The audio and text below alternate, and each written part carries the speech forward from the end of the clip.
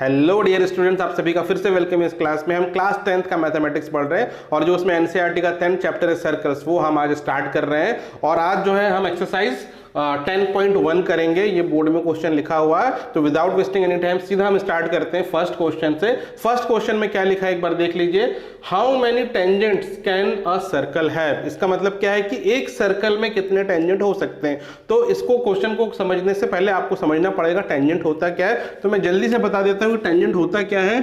ये एक सर्किल है, आपको पता है ये सर्कल है। सर्कल पे यदि आप एक लाइन खींचें, तो मान लीजिए मैंने एक लाइन खींचा जो सर्कल को 2 पॉइंट से कट करता हुआ जा रहा है, तो ये लाइन क्या कहलाएगा? ये लाइन कहलाता है सीकेंट। जो सर्कल को 2 पॉइंट पे कट करता है वो लाइन सीकेंट होता है। लेकिन एक लाइन ऐसा होगा जो सर्कल को केवल 1 पॉइंट पे कट करेगा, ये वाला लाइन। देखिए ये वाला जो एंड पॉइंट पे जो सरकमफ्रेंस से टच करता हुआ, केवल 1 पॉइंट से टच करता हुआ जाता है, ये वाला जो लाइन है ये कहलाता है tangent.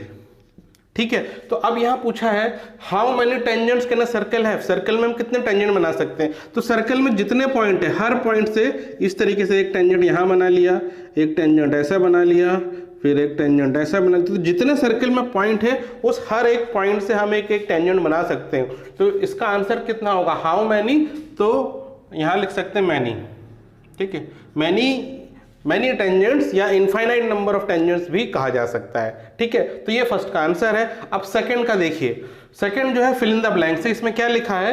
Tangent to a circle intersect it in dash point. यानी एक जो टेंजेंट है सर्कल से कितने पॉइंट पे इंटरसेक्ट करता है? तो देखिए सर्कल के एक ही पॉइंट पे यहाँ पे टच कर रहा है, तो इंटरसेक्टिंग ऑन 1 पॉइंट ओनली। तो इसका मतलब है यहाँ पे आप आंसर लिखेंगे 1 पॉइंट पे ही इंटरसेक्ट करता है टेंजेंट।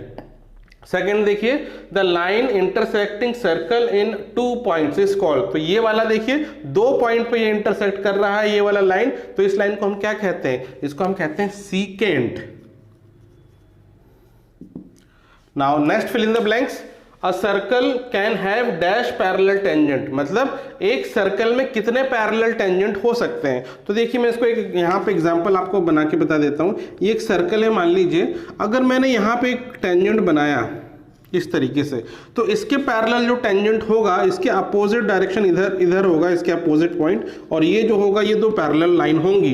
तो एक सर्कल में 2 जो टेंजेंट हो पैरेलल हो सकते हैं, 2 से ज्यादा पैरेलल नहीं होंगे। आप कोई और तीसरी लाइन अगर ऐसे बनाएंगे जो इन दोनों के पैरेलल होगा, वो हमेशा सर्कल के 2 पॉइंट पे कट करेगा और वो सीकेंट कहलाएगा। तो टेंजेंट तो 2 ही हो सकते हैं जो पैरेलल होंगे। तो जो इसका आंसर है थर्ड का, इसका आंसर लिखेंगे 2 parallel tangents at the most. ठीक है, अब देखिए फोर्थ वाला, the common point of a tangent to a circle and the circle is called. देखिए वो पॉइंट जो कॉमन है टेंजेंट और सर्किल में, ये वाला जो पॉइंट जहां टेंजेंट सर्किल को टच कर रहा है वो कॉमन पॉइंट है, उसको हम कहते हैं पॉइंट ऑफ कॉन्टैक्ट। तो इसका लिख लीजिए answer point of contact.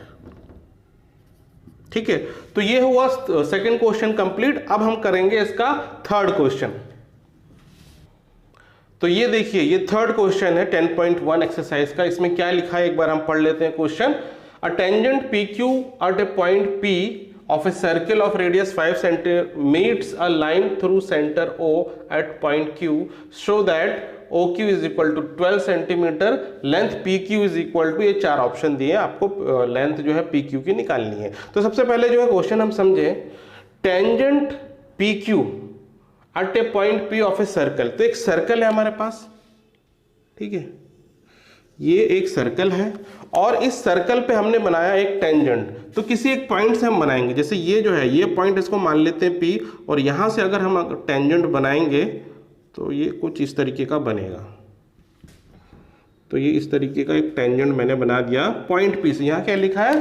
Tangent PQ at point P of a circle. ये जो पॉइंट P है ये सर्कल पे है। ठीक है, अब ये एक टेंजेंट है मैंने बना दिया सर्कल ऑफ रेडियस 5 सेंटीमीटर। तो ये जो सर्कल है इसका रेडियस आपको दिया हुआ है। तो मान लेते हैं सर्कल का ये सेंटर है, तो सेंटर से ये पॉइंट P को आप जोड़ेंगे तो ये क्या हो जाएगा? ये 5 सेंटीमीटर हो जाएगा, ये रेडियस है। 5 सेंटीमीटर। सर्कल के सेंटर से सर्कल के सरकमफ्रेंस पे कोई भी पॉइंट पे आप उस लाइन को जोड़ेंगे तो वो लाइन रेडियस कहलाती है। तो ये पॉइंट P सरकमफ्रेंस पे सर्कल के, इसलिए यहां से यहां ये रेडियस हो गया, ये टेंजेंट है। अब इसके बाद क्या बोला है, meets a line through centre O। ठीक है, अब सेंटर से भी एक हम लाइन बनाएंगे जो PQ को मीट कर रहा है।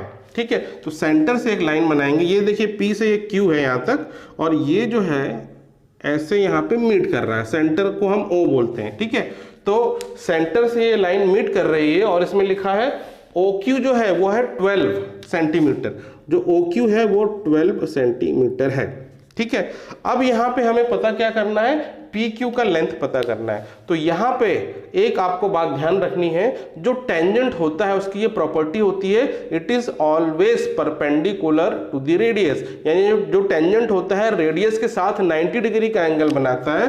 तो ये टेंजेंट है PQ, तो ये रेडियस के साथ ये वाला जो एंगल बनाएगा ये 90 डिग्री का एंगल बनाएगा। ठीक है, ये एंगल 90 डिग्री का है, तो क्या हो गया, ये PQO एक राइट एंगल ट्रायंगल बन गया जिसमें एंगल P है 90 degree.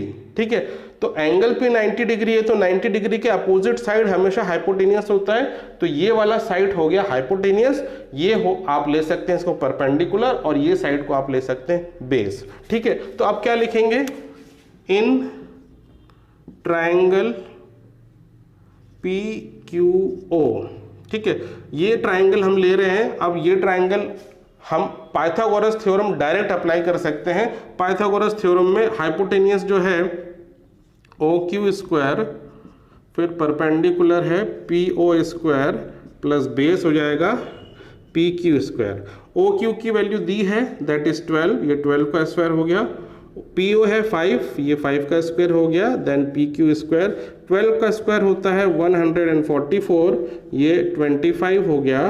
Then plus PQ square. अब 25 को यहाँ आप माइनस कर देंगे, -25 and it is equal to PQ square. अब आप 144 में से माइनस करेंगे तो ये सिंपली आ जाएगा 119 and this is equal to PQ square. यदि PQ स्क्वायर 119 है तो PQ क्या होगा, स्क्वायर रूट आप ले लेंगे सिंपली 119, और ये सेंटीमीटर्स में है तो आंसर सेंटीमीटर्स में आ गया। तो मतलब आंसर क्या होगा इसका, डी इसका ऑप्शन सही है, that is square root of 119 centimetre.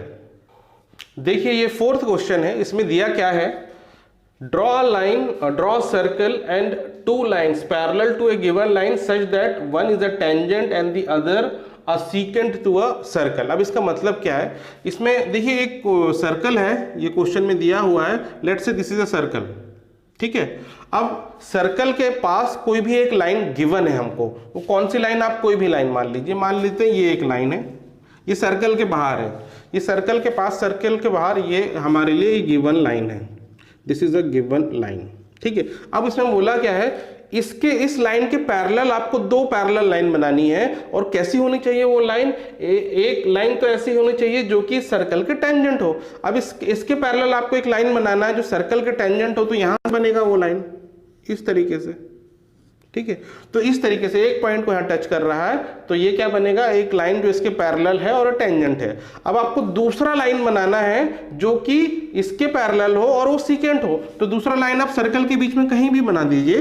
This line is parallel to this given line and it is a secant, जो बीच से जाती है 2 पॉइंट पे जो कट करती है सर्कल को, वो लाइन होती है सीकेंट। तो ये हो गया सीकेंट और ये हो गया टेंजेंट।